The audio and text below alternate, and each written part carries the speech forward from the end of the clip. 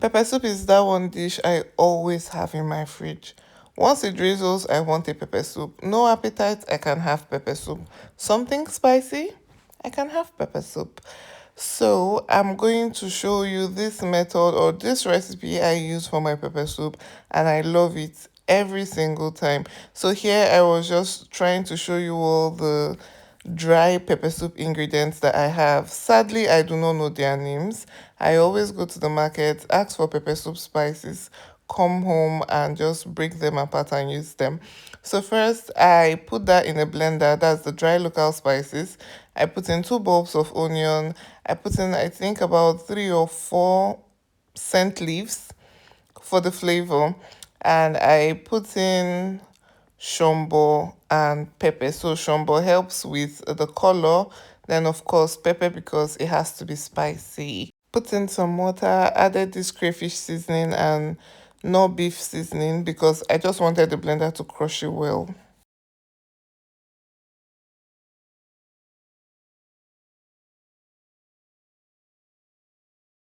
For today's pepper soup, we are making, well, a mix of ram and goat's meat and some offals as well.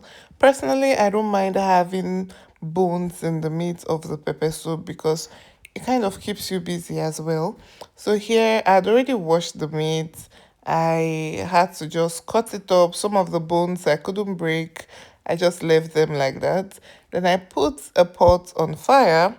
I put in the meat. Then I went in with this lasso pepper soup spice. I really like it. And because when I was blending, I didn't add in salt. So I added the salt here. I put in a bit of the blended puree. Then I added a bit of water. Mix that up and cover. Then I added this last pepper soup spice. I also don't know what it's called. I think some people call it uyayak, if I'm not mistaken.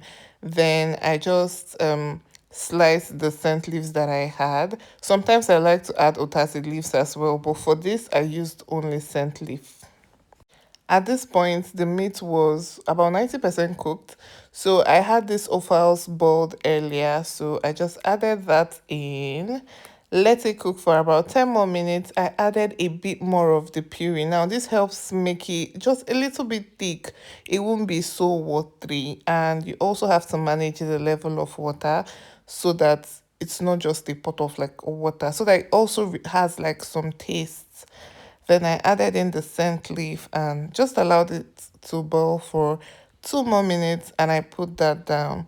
So I hope that you liked this video, and do let me know if you will try this or if you eventually try it, and let me know what you think.